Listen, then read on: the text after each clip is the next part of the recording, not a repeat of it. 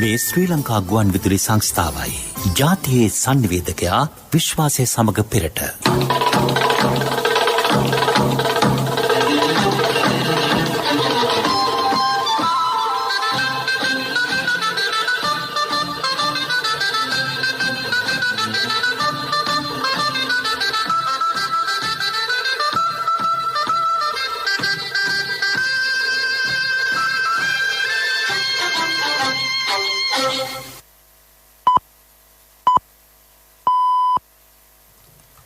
වෙලාව සවස 6යි. මේ ශ්‍රී ලංකා ගුවන් විදුලි සංස්ථාවයි. මෙන්න ප්‍රවෘත්ති. සංස්කරණය ඉනෝකා බ්‍රෝහිය, ප්‍රකාශය ගයන් කෞශල් ජයවීර. කාබනික පොහොර භාවිතය පිළිබඳ රාජ්‍ය ප්‍රතිපත්තියේ කිසිදු වෙනසක් නැතැයි ජනාධිපති මාධ්‍යාංශය අවධාරණය කරයි. රාජ්‍ය සේවයට අලුත් චක්‍රලේඛයක්. ගැබිනි මවුරුන්ට නිවසේ සිට සේවයට අවසර. කොවිඩ් මැඩ පැවැත්වීමට රජය මේ දක්වා වැය කර ඇති මුදල රුපියල් බිලියන 250ක්. කොවිඩ් අර්බුදය දෙස දේශපාලන කෝණයකින් නොපිළිය යුතු බවට එක්සත් ජාතික පක්ෂ නායකයාගෙන් ප්‍රකාශයක්. සුවසැරයට ගිලන් රථ 60ක් මිලදී ගැනේ. බදු මන්ත්‍රීවරයාගේ නිවසේ කිසිදු CCTV කැමරාවක ඉශාලිනී දැරිය ගිනි තබාගත් දර්ශන සටහන් වෙන්නේ නැතැයි පොලිසිය පවසයි. ඉරානයේ නව ජනාධිපතිවරයා ලෙස ඉබ්‍රහීම් රයිසි මහතා දියුරුම් දීමට සූදානම්. වසර 41කට පසු ඉන්දිය හොකී කණ්ඩායමට ඔලිම්පික් පදක්කමක්. විද්‍යාත්මක කරුණු මත පදනම්ව යම් තීන්දුව තීරණවලට එළඹියද කාබනික පොහොර භාවිතය පිළිබඳව රාජ්‍ය ප්‍රතිපත්තියේ කිසිදු වෙනසක් නැතැයි ජනාධිපති ප්‍රධාන උපදේශක ලලිත් වීරතුංග මහතා පවසයි. රසායනික පොහොර තහනම ඉවත් කළාද යන මැයින් ජනාධිපති මාධ්‍ය කේන්ද්‍රයේ අද පැවති මාධ්‍ය හමුවකට එක්වෙමින් ඔහු මේ බව සඳහන් කළේය. දශක ගණනාවක් රසායනික පොහොර භාවිතයට යොමු වී සිටි රටක් කාබනික පොහොර භාවිතයට යොමු කිරීම අභියෝගාත්මක කරුණකි. එහිදී විවිධ මතවාද ඉදිරිපත් වීම සාධාරණ බව මාධ්‍යවේදීන්ගේ ප්‍රශ්නවලට පිළිතුරු දෙමින් ඔහු කීවේය. ස්වාභාවික ඛනිජ හා කිලේටඩ් අංශු මාත්‍ර ශාක පෝෂක පමණක් ආනයනය කෙරේ. පස ජෛව විද්‍යාත්මක පරිපූර්ණ කිරීම සඳහා එය අත්‍යවශ්‍ය සාධකයක් බව කෘෂිකර්ම අමාත්‍යාංශයේ ලේකම් ජ්‍යෙෂ්ඨ මහාචාර්ය උදිත් කේ ජයසිංහ මහතා පැවසිය. කාබනික පොහොර භාවිතය බොහෝ ගොවීන්ට නවා දැකීමකි. එම කටයුතු සතිපතා නිරීක්ෂණය කිරීමේ යාන්ත්‍රණයක් සකස් කර තිබේ. රාජ්‍ය විශ්වවිද්‍යාල කෘෂි පීඨ සහ විශේෂඥයන්ගේ උපදෙස් මේ සඳහා ලබා ගැනේ. සියලු මාධ්‍ය ආයතනවල සහායද අපේක්ෂා කෙරේ. ආනයන සීමා පනවා තිබුණද ජාතික අවශ්‍යතා මත තීන්දුව තීරණවලට එළඹීමට සිදුවේ. ප්‍රතිපත්තිමය කරුණුවලින් බැහැරව කිසිවක් සිදු නොකරන බව මුදල් අමාත්‍යාංශයේ ලේකම් එස්.ආර්. ආටිකල මහතා එහිදී අවධාරණය කළේය. ස්වාභාවික ඛනිජ සහ කිලේටඩ් අංශු මාත්‍ර ශාක පෝෂක ආනයනයට ගෙන ඇති තීරණය පිළිබඳ අදහස් දැක් වූ ලේකම්වරයා කෘෂිකර්ම අමාත්‍යාංශයේ සහ අනෙකුත් ආයතනවල දැඩි අධීක්ෂණය යටතේ එම කටයුතු සිදු කරන බව කීවේය. පාංශු පරීක්ෂණයකින් පසු ගොවීන්ට ලබා දෙන කේතාංක මත ඒ ප්‍රදේශවලට අවශ්‍ය පරිදි කාබනික පොහොර ලබා දීමට සැලසුම් කර ඇත. පාංශු පරීක්ෂණ ඉදිරි සතියේ ආරම්භ කරන බව කෘෂිකර්ම අමාත්‍යාංශයේ අධ්‍යක්ෂ ජෙනරාල් ආචාර්ය ජයන්ත ද සිල්වා මහතා සඳහන් කළේය. ජනාධිපති මාධ්‍ය ප්‍රකාශක කින්ස්ලි රත්නායක මහතා මෙහිදී පැවසුවේ වැඩසටහන ආරම්භයේදී ගැටලු ඇති විය හැකි නමුත් තිරසර හරිත සමාජ ආර්ථික රටාවක් ගොඩනැගීම පමා නොකළ යුතු බවයි. රසායනික පොහොර සහනාධාරයට වාර්ෂිකව වැය වෙන මුදල රුපියල් බිලියන 50කට අධික වේ. කාබනික වගාවට යොමු වීමෙන් අස්වැන්න අඩු වුවහොත් අඩුවන ආදායම ගෙවන බවට ජනාධිපතිතුමා ප්‍රකාශ කර තිබේ. කොවිඩ් අවධානම සැලකිල්ලටගෙන රාජ්‍ය සේවකයන් ආයතන ප්‍රධානියාගේ අභිමතය පරිදි මුර දෙකකට සේවයට කැඳවීමට ඇමති බැසිල් රාජපක්ෂ මහතාගේ ප්‍රධානත්වයෙන් පැවති සාකච්ඡාවකදී තීරණය කර තිබේ. ගැබිනි මව්වරුන්ට නිවසේ සිට සේවය ලබා දීමට අවශ්‍ය චක්‍රලේඛය නිකුත් කිරීමට පියවරගෙන ඇතැයි රාජ්‍ය අමාත්‍ය චන්න ජයසුමන මහතා පාර්ලිමේන්තුවේදී පැවසීය. මෙම චක්‍රලේඛ රාජ්‍ය පරිපාලන අමාත්‍යාංශයේ ලේකම්වරයා අද නිකුත් කිරීමට නියමිතව තිබේ.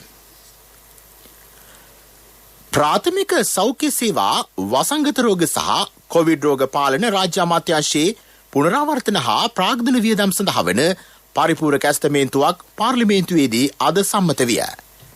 ඒ අනුව පුනරාවර්තන වියදම් ලෙස රුපියල් මිලියන 11,843ක් හා ප්‍රාග්ධන වියදම් ලෙස රුපියල් මිලියන 254ක් අනුමත විය. සභානායක ඇමති දිනේෂ් ගුණවර්ධන මහතා එය පාර්ලිමේන්තුවට ඉදිරිපත් කළේය. විවාදයට එක් වූ අමාත්‍ය මහින්ද අමරවීර මහතා කොවිඩ් පාලනයට ඕනෑම කැපකිරීමක් කිරීමට රජය සූදානම් බව ප්‍රකාශ කළේය. ඒ සඳහා සියලු පක්ෂවල සහාය හිමි විය යුතුය. මහජනතාවද කැපකිරීමක් කළ යුතු වෙයි. ඇන්ටිජන් හා PCR පරීක්ෂණ සඳහා පුද්ගලික අංශය විශාල මුදලක් උපයන නිසා එය පාලනයට ක්‍රියා කළ යුතු බව ඔහු කීවේය. සුදර්ශනී ප්‍රනාන්දුපුල්ලේ රාජ්‍ය ඇමතිවරිය විවාදයට එක් වෙමින් සඳහන් කළේ කොවිඩ් පාලනයට ප්‍රාථමික සෞඛ්‍ය අමාත්‍යාංශය විශාල කාර්යභාරයක් ඉටු කරන බවයි. කොවිඩ් අරමුදලින් සුවසැරියට ගිලන් රථ 60ක් මිලදී ගැනීමට මුදල් අනුමත වී තිබේ. පොරොත්තු ලේඛනයේ සිටින වැඩිහිටියන්ට රුපියල් 2000ක දීමනාව ලබන ජනවාරි මාසයේ සිට ලබා දෙන බව ඇය කීවාය. මේ ප්‍රවෘත්ති ශ්‍රී ලංකා ගුවන්විදුලි සංස්ථාවෙන්. ශ්‍රී ලංකා ඉන්ෂුරන්ස් පියකුමින් මවකමින්.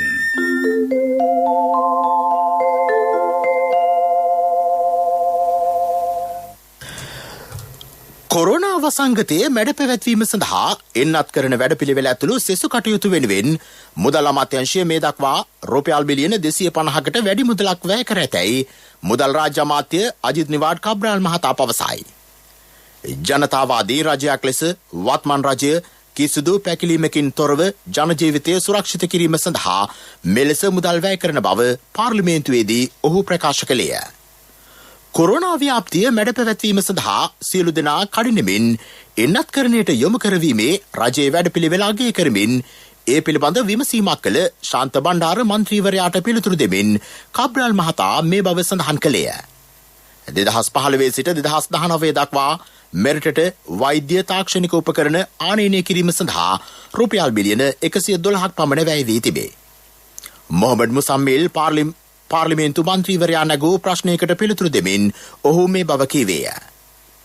විදේශගත ශ්‍රමිකයන් යලි මෙරටට ගෙන්වා ගැනීමට ගුවන් යානා පහසුකම් සැපීමට කම්කරු අමාත්‍යාංශය සහ ශ්‍රී ලංකා විදේශ සේවා නියුක්ති කාර්යාංශයේ පූර්ණ සහාය ලබා දෙන බව ඇමති නිමල් සිරිපාල්ද සිල්වා මහතා පැවසීය.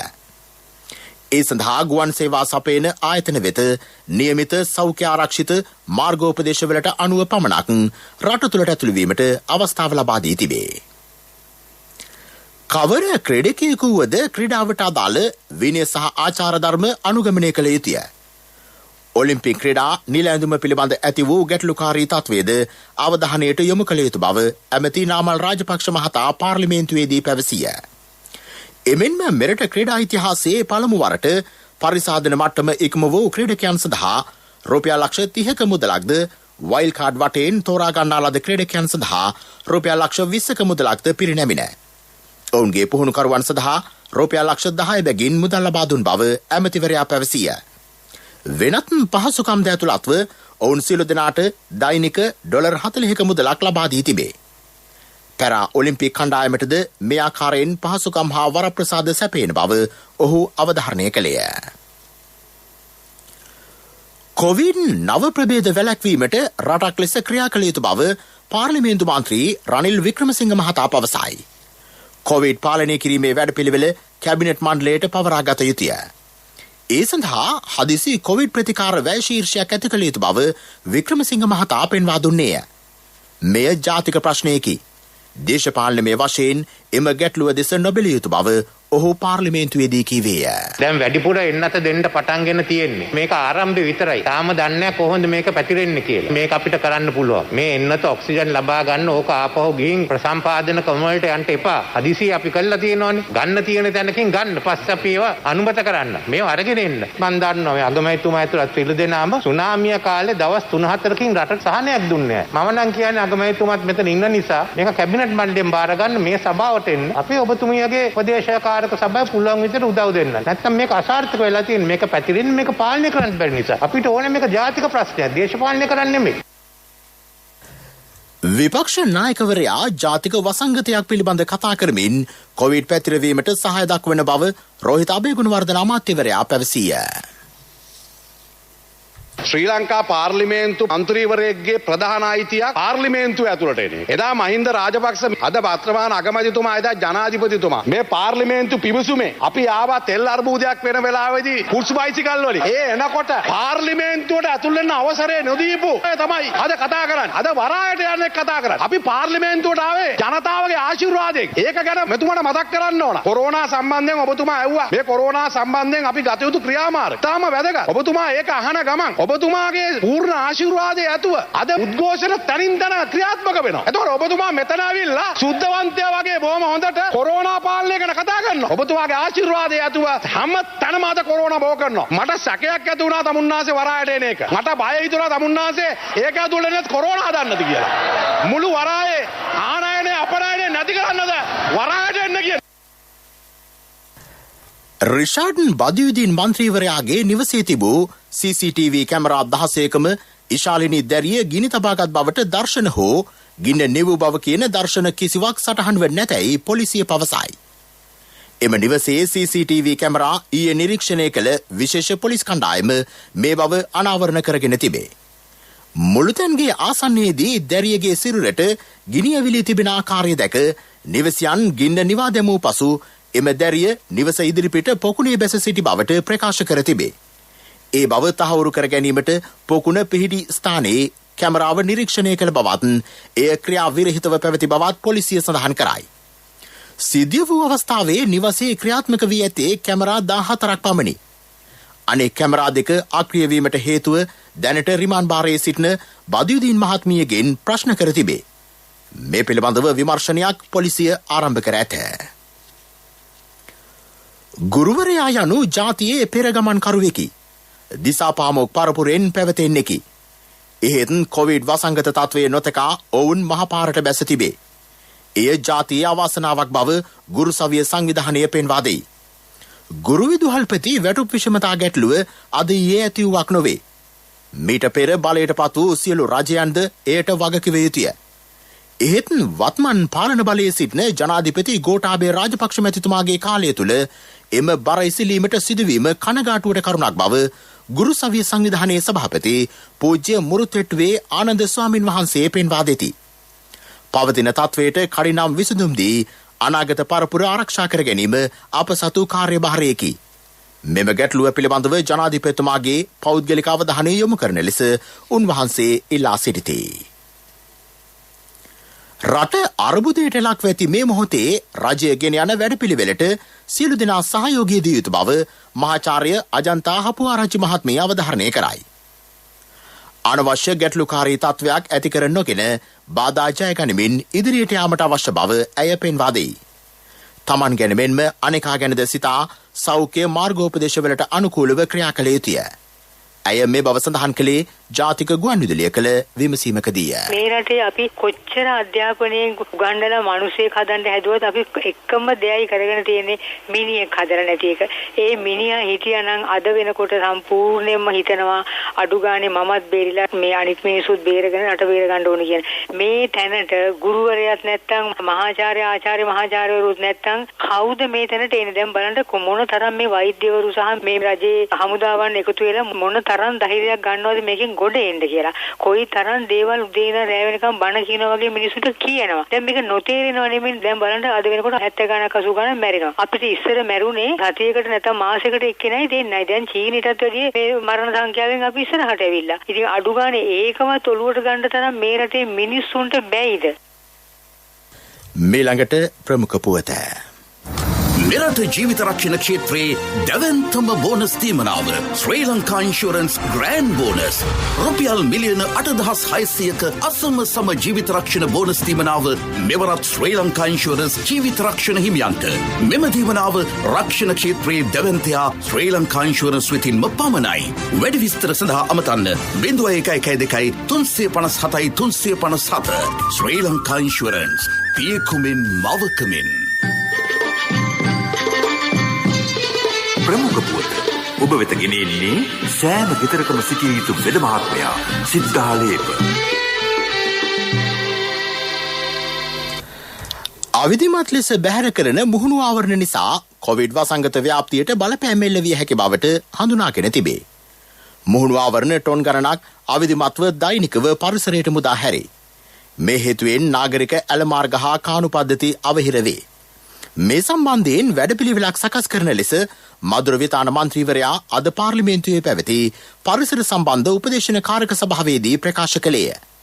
එහිදී එම කාරක සභාවේ සභාපති ඇමති මහින්ද අමරවීර මහතා පරිසර අමාත්‍යාංශයේ ලේකම් විශේෂඥ වෛද්‍ය අනිල් ජාසිංහ මහතාට දැනුම් දුන්නේ පරිසර අමාත්‍යාංශය ඊට අදාළව සකස් කර ඇති වැඩපිළිවෙල පැහැදිලි කරන ලෙසයි.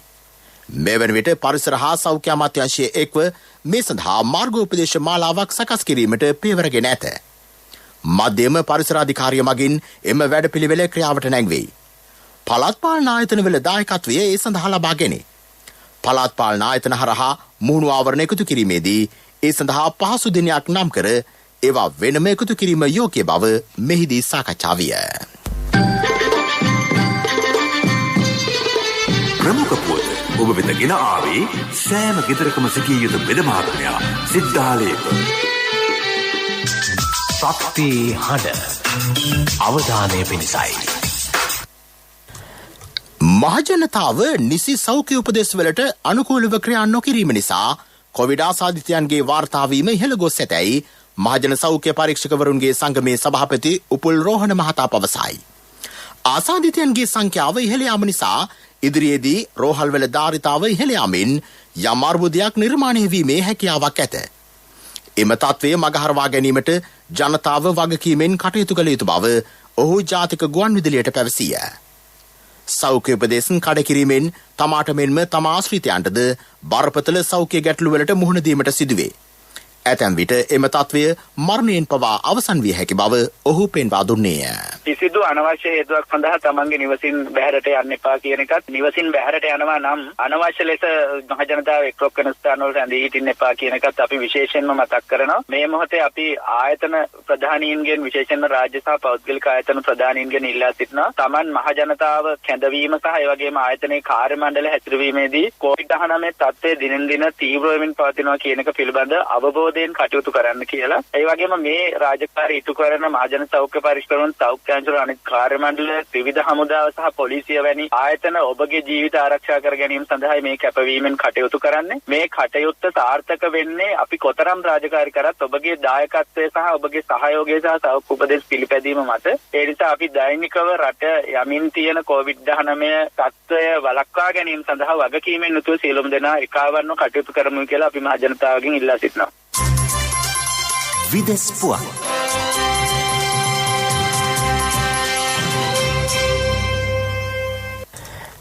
ඇමරිකා එක්සත් ජනපදයට පැමිණෙන සියලු විදේශිකයන් කොවිඩ් පූර්ණයෙන් අත්කරණයට ලක්ව සිටිය යුතු බවට දවල මන්දිරය ප්‍රකාශ කර තිබේ. රට සංචාරකයන් සඳහා යළි විවෘත කිරීමේ අදහසක් බයිඩන් පරිපාලනය සතු ඇතැයි එහි ප්‍රකාශකයෙක් සඳහන් කරයි. කෙසේ වෙතත් මේ සඳහා කාලරාමුවක් ප්‍රකාශයට පත් කර නැත. මෙවන විට ඇමරිකාවේ ඩෙල්ටා ප්‍රභේදය පැතිර යාමේ ප්‍රවණතාවක් පවතී. කොවිඩ් ආසාදිතයන්ගේ සංඛ්‍යාවද ඉහළ යමින් පවතින බව එරට මාධ්‍ය වාර්තා කරයි. දැනට හඳුන්වා දී ඇති නීතිවලට අනුව විදේශ සංචාරකයන් රැසකට ඇමරිකාවට ඇතුළු විය නොහැකිය. ඉකුත් වසරේ ජනවාරි මාසයේදී චීන ජාතිකයන්ට රට තුළට ඇතුළු වීම වළක්වාලමින් සංචරණ සීමා පැනවීය. ඉරානයේ නව ජනාධිපතිවරයා ලෙස ඉබ්‍රහීම් රයිස් මහතා දිවුරුම් දීමට නියමිතය. ඔහු ඉකුත් ජූනි මාසයේ පැවති මහමැතිවරණයෙන් ජයගත්තේය. හසන් රවුහානි මහතාගෙන් පසු ඉරානයේ ජනාධිපති ධුරයට පත් ඉබ්‍රහීම් රයිසි මහතා තම රටට එරෙහිව පනවා ඇති ඇමරිකානු සම්බාධක ඉවත් කර ගැනීම සම්බන්ධයෙන් අවධානය යොමු කර තිබේ. ඉකුත් සතියේ ඕමානයේ ආසන්නයේ සිදු වූ ඩ්‍රෝන ප්‍රහාරයකට ඉරානය වගකිව යුතු බවටද ජාත්‍යන්තරයෙන් චෝදනා එල්ල විය. කෙසේ වෙතත් ඉරානය එම චෝදනාව ප්‍රතික්ෂේප කර තිබේ. ඇමරිකාවේ ටෙක්සාස් ප්‍රාන්තයේ සිදු වූ වෑන් රථ අනතුරකින් පුද්ගලයෝ 10 දෙනෙක් ජීවිතක්ෂයට පත්වෙති. තවත් 20 දෙනෙකු තුවාල ලබා තිබේ. ඇමරිකානු බලධාරීන් සඳහන් කළේ මෙම වෑන් රථය අධික වේගයකින් ගමන් කර ඇති බවයි. එය මාර්ගයේ නිවතට පැන යකඩ වැටක වැදී තිබේ. අනතුර සිදුවන අවස්ථාවේ එහි පුද්ගලයන් 30කට වැඩි පිරිසක් සිට ඇත. කෙසේ වෙතත් එහි ගමන් කිරීමට හැකියාව ඇත්තේ 15 දෙනෙකුට පමණි. මෙම පිරිස සංක්‍රමණිකයන් බවට හඳුනාගෙන තිබේ. පෙරසර සංවර්ධනයක පුවත් සම්පින්ඩනය සංවර්ධන පුවත් ඔබ වෙත ගෙනෙන්නේ නවීන තාක්ෂණයේ බලමහිමය මෙල්වා QST අපේ රටේ අපේම දෙයක්. බෝධින් මොහොත ලක්ෂ ගණනින් වාසනාවන්තයින් මේ කරන CAV ජනජය වාසනා ආරම්භුණා. අගෝස්තු 15 දක්වා ඔබේ විල්පතට 140ක් දක්වා වටම්. මාසික දිනුම් මැදීමෙන් රුපියල් 3000කට වැඩි විල්පත් සඳහා වටිනා අත්‍රැක්ටර් දිනා ගන්න. මිහින්තලයේ ප්‍රාදේශීය ලේකම් කොට්ටාශයේ සියඹලා ගස් වැව පිහිටි වැව සංවර්ධනය කෙරේ. වාරි සෞභාග්‍යයා ජාතික වැඩසටහන යටතේ එම ව්‍යාපෘතිය ක්‍රියාත්මකයි. ග්‍රාමීය කුඹුරු හා ඒ ආශ්‍රිත වැව් ජලාශ හා වාරිමාර්ග සංවර්ධන රාජ්‍ය අමාත්‍යාංශයේ මුල්‍ය ප්‍රතිපාදන යටතේ වාරිමාර්ග දෙපාර්තමේන්තුව මේ සඳහා වැය කරන මුදල රුපියල් මිලියන 9කි. මාස 3ක් තුළ එහි වැඩ නිම කිරීම ඉලක්කයයි. වැව ප්‍රතිසංස්කරණය කිරීමෙන් අලුතින් අකර 30ක් අස්වැද්දීමේ හැකියාව පවතී. මීට පෙර මෙම වැවෙන් පෝෂණය වූයේ කුඹුරු ඇක්කර 70කි. පෙරසර සංවර්ධනයක පුවත් සම්පින්ඩනය සංවර්ධන පුවත් ඔබ වෙත ගෙන ආවේ. මහත්තයා ගේ හදනවා නේද? ඔව් මුදලාලි. මම මේ ආවෙත් හොඳ කම්බි ටිකක් ගන්න කියලා. මම දෙන්නම් මහත්තයාට ඉස්තරම්ම කම්බි જાතිය. මට ඕන මුදලාලි මෙල්වා කම්බි. මෙල්වම තමයි මහත්තයා මේ අලුත්ම මෙල්වා QST කම්බි. ලෝකේ දියුණු රටවල් ඔක්කොම පාවිච්චි කරන්නේ QST කම්බි. මට මුදලාලි මිලිමීටර් 16 කම්බි වලින් දෙන්නකෝ. බය වෙන්න එපා මහත්තයා. මිලිමීටර් 10 ඉඳලා 32 වෙනකල්ම SLS සහතිකෙත් තියෙනවා. අනික ඕන හાર્ඩ්වෙයාර් එකකින් ගන්නත් පුළුවන්. නවීන තාක්ෂණයේ බලමහිමය මෙල්වා QST අපේ රටේ අපේම දෙයක්. බෝධින් මොහොත ලක්ෂ ගණනින් වාසනාවන්තයින් මේ කරන CAV ජනජය වාසනා ආරම්භුණා. අගෝස්තු 15 දක්වා ඔබේ විල්පතට 140ක් දක්වා වටම්. මාසික දිනුම් මැදීමෙන් රුපියල් 3000කට වැඩි විල්පත් සඳහා වටිනා අත්‍රැක්ටර් දිනා ගන්න. ක්‍රීඩා පුවත්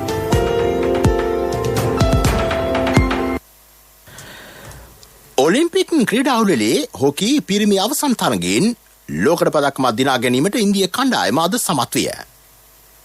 ඉන්දියාව වසර 41කට පසු එම ඉසව්ව සඳහා ඔලිම්පික් පදක්මක් දිනා ගැනීම සුවිශේෂී වෙයි.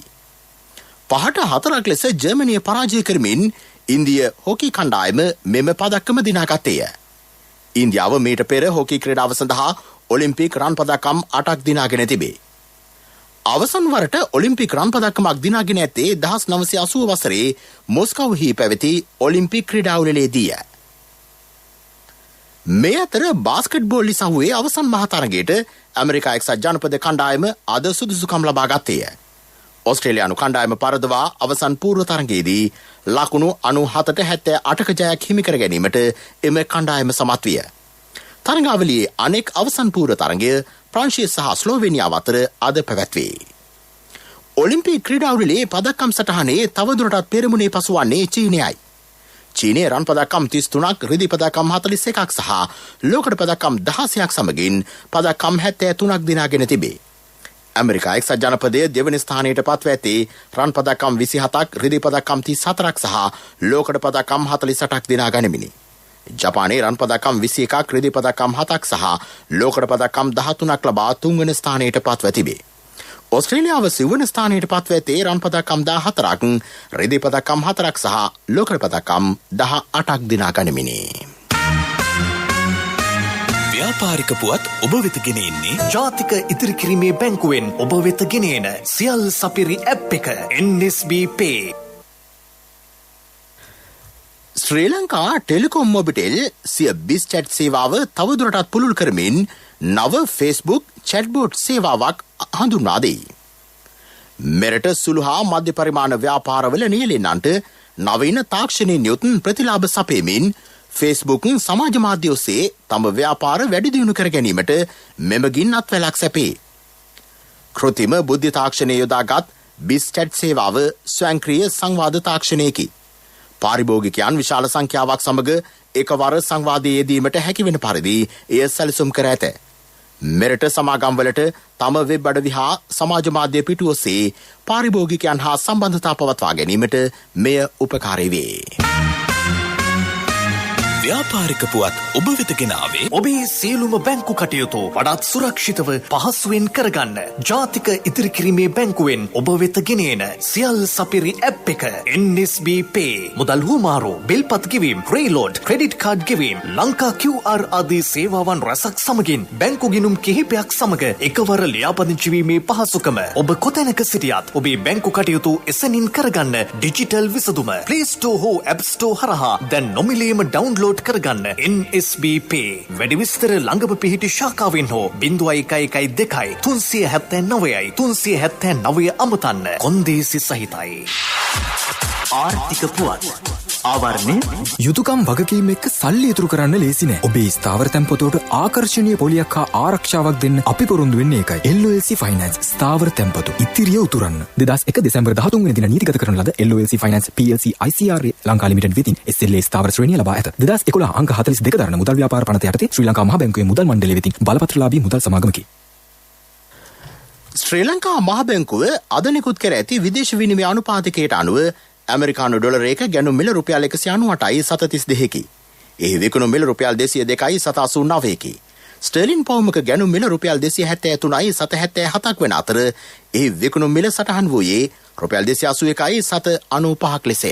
මගේ මහත්තයා දාපු මේ රත්තරන් මුද්ද තමයි මගේ ජීවිතේ. LOLC එකට ඔයාලගේ රත්තරන් පණ වගේ. ඔයාලගේ රන් බහන්න අපි ළඟ තියනකල් ඔයාලට ජීවිත රක්ෂණයකුත් දෙන්නේ අපි විතරයි. වෙලාවට ගෙවා ගන්න බැරි වුණොත් ඔයාලගේ රත්තරන් කොහොම හරි ඔයාලටම දෙන එකයි අපේ ප්‍රතිපත්තිය. ගෙවා ගන්න අමාරු වුණොත් අපි කතා කරලා විසඳුමකුත් දෙනවා. මුද්දට මං හිතපු නැති ගාණක් හම්බුණා. ආපු ගමන් වැඩෙත් උනා. වටිනා තෑග්ගකුත් හම්බුණා. LOLC එක කරන ගනුදෙනුවක් රත්තරන් වටින ගනුදෙනුවක් කියන්නේ ඒකනේ. LOLC Finance රන්සවි රන්නය සේවාව. රත්තරන්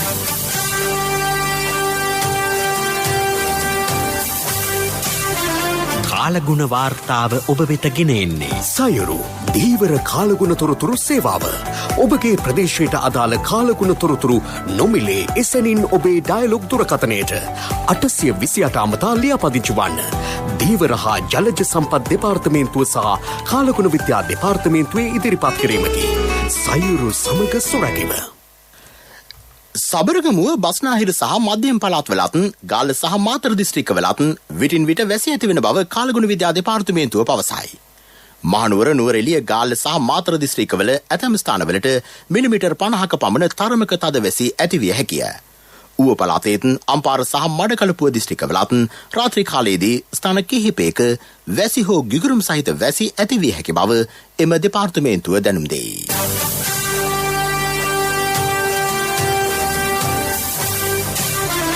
කාලගුණ වාර්තාව ඔබ වෙත ගෙන ආවේ සයුරු දීවර කාලගුණ තොරතුරු සේවාව.